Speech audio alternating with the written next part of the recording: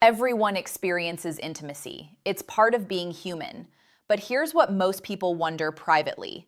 What kinds of intimate activities are Americans actually engaging in behind closed doors? Hi, I'm Dr. Emily Carter, a board-certified urologist with 9 years of dedicated experience helping men protect their prostate health, improve their intimate function, and feel genuinely confident in their sexual well-being.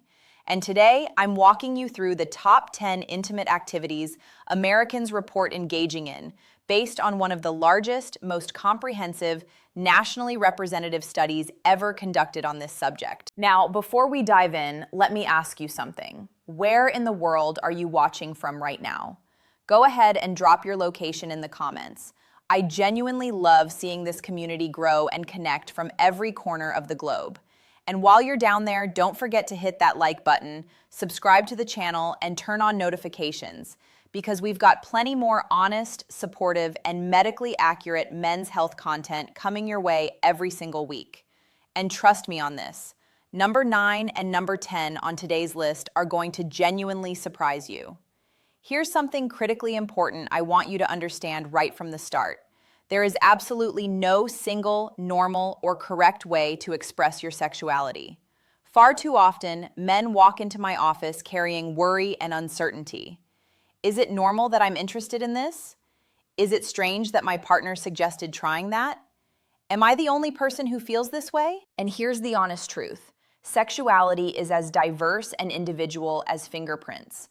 What feels intimate, exciting, or pleasurable to you might be completely different from what your neighbor enjoys, what your coworker prefers, or what your brother-in-law experiences.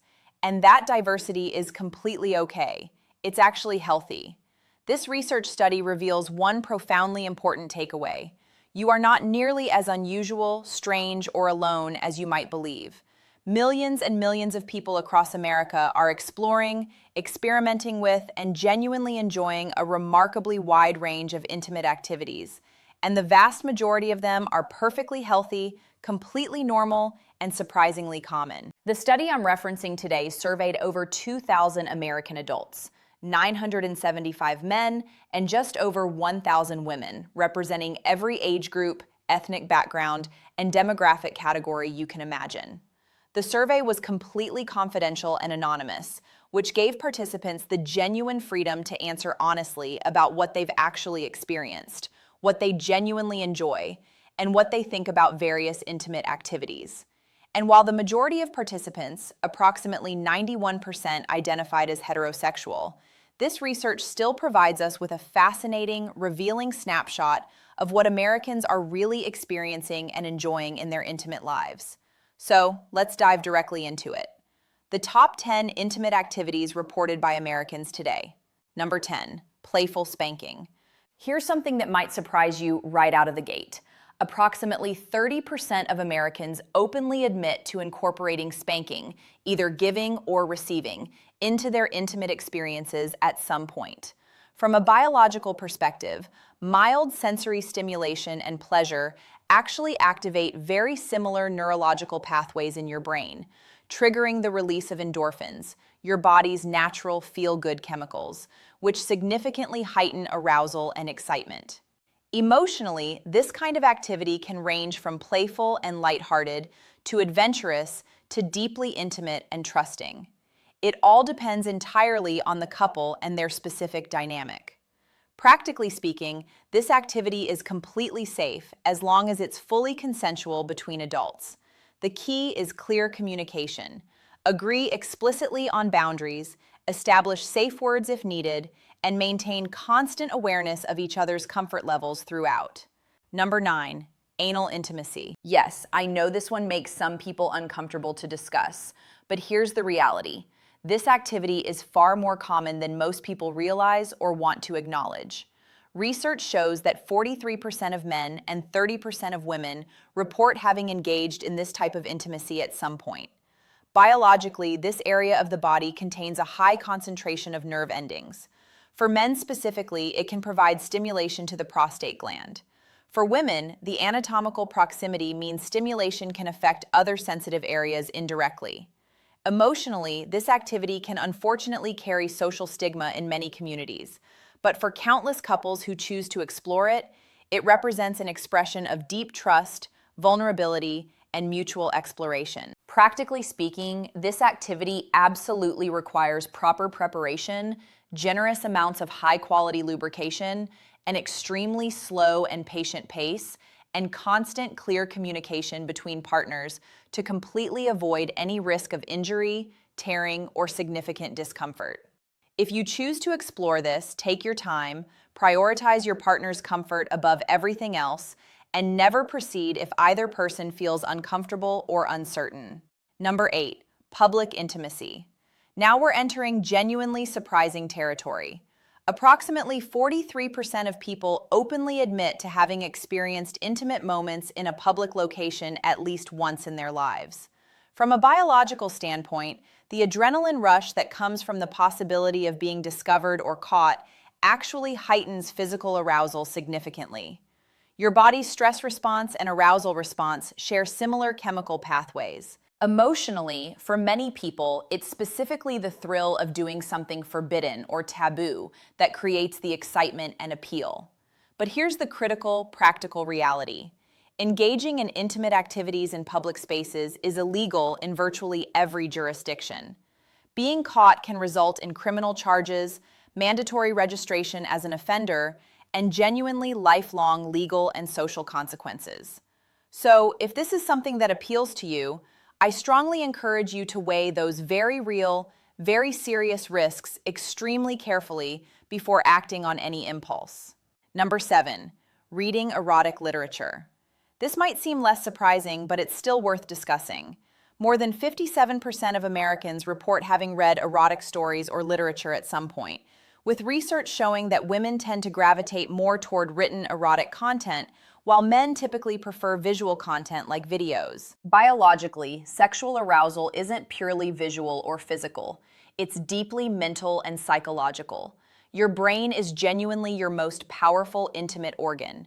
Emotionally, reading allows for completely safe, private exploration of fantasies, curiosities, and scenarios that you might never actually want to experience in reality, but find intriguing to imagine. Practically, this can actually be a wonderful couples activity. Reading stories together, openly sharing what excites or intrigues each of you, and using that shared exploration as a foundation for deeper conversation and real-world intimacy can strengthen your connection significantly. Number 6, sending intimate photos. Now we're entering territory where things get potentially risky. Research shows that 65% of men and 54% of women admit to sending or receiving intimate or semi-revealing photographs at some point. Biologically speaking, this taps directly into the brain's excitement around anticipation and the delayed gratification that builds arousal over time. Emotionally, for many people, it feels thrilling, secretive, intimate, and like a special form of trust and connection with their partner. But here's the critical, practical warning. This behavior carries genuine, serious risks.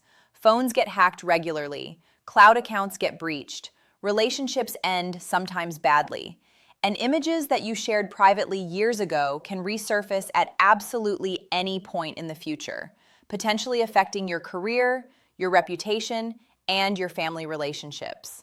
If you do choose to engage in this, protect yourself strategically. Never include your face or identifying features like tattoos or distinctive backgrounds. Only share with someone you trust deeply and have known for a substantial period. And always remember, the moment you hit send, you permanently lose complete control over that image. Number 5, wearing special lingerie or intimate attire. This one might actually surprise you. Approximately 75% of women and even 26% of men report that they've specifically chosen special lingerie, intimate underwear, or particular clothing for a partner at some point. Why is this so common? Because anticipation is psychologically powerful. Biologically, when you see your partner making visible effort specifically for you, your brain releases dopamine, the neurotransmitter associated with reward, pleasure, and motivation. It literally makes you feel good.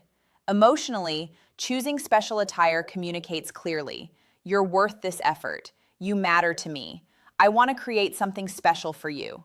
Practically, this represents such a simple, accessible way to inject novelty, excitement, and renewed energy into long-term relationships that might have fallen into comfortable but predictable patterns. Number 4, watching adult content. Now we're entering controversial territory. Common, absolutely. The research shows that 82% of men and 60% of women report having watched adult content at some point. From a biological perspective, occasional viewing can enhance arousal and curiosity. However, and this is critically important, excessive consumption rewires your brain's reward circuitry over time, leading to progressively decreased sensitivity to normal intimate stimulation and potential performance difficulties with real partners.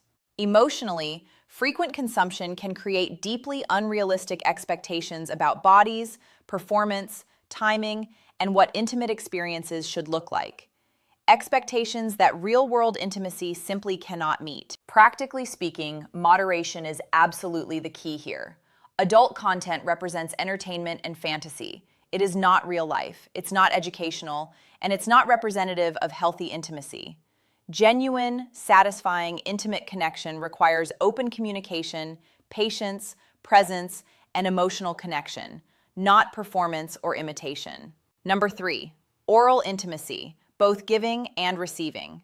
Both aspects of oral intimacy are extremely common in American relationships, with more than 80% of Americans reporting engagement in this activity at some point in their lives. Now, here's the important medical reality that many people don't fully understand.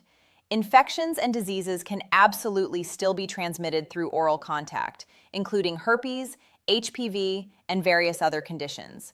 So, from a urologist perspective, protection still genuinely matters. Barrier methods aren't particularly glamorous or spontaneous, but they are medically effective. The bigger emotional and relational picture. Oral intimacy is frequently seen as a significant sign of generosity, vulnerability, and genuine connection, with partners actively learning how to please one another beyond just the basics or defaults. Number 2, self-pleasure. Now, here's one activity that consistently makes people nervous or uncomfortable to discuss openly, but let's be completely honest with each other. Over 80% of both men and women engage in this. In fact, within just the last month alone, 64% of men and 41% of women reported self-pleasure activity. Biologically, this practice helps regulate hormone levels, improves prostate health in men, releases physical and mental tension, and keeps your body's intimate response systems sharp and functional. Emotionally, it effectively reduces stress and anxiety and helps you stay genuinely in touch with what feels good and pleasurable for your specific body. Practically, it's completely private, readily accessible, requires no partner, and can be done on your own schedule. As long as it's not interfering negatively with your relationships, your responsibilities, or your daily functioning, it's completely normal, and in many measurable ways, it's actually beneficial for your health. Number 1, traditional intimacy. Not particularly shocking, is it? This remains by far the most common intimate activity, with 88% of men and 91% of women reporting regular traditional intimacy when they have an available partner. Biologically, this makes complete evolutionary sense. It's the most straightforward, natural form of intimate connection and the biological pathway to reproduction.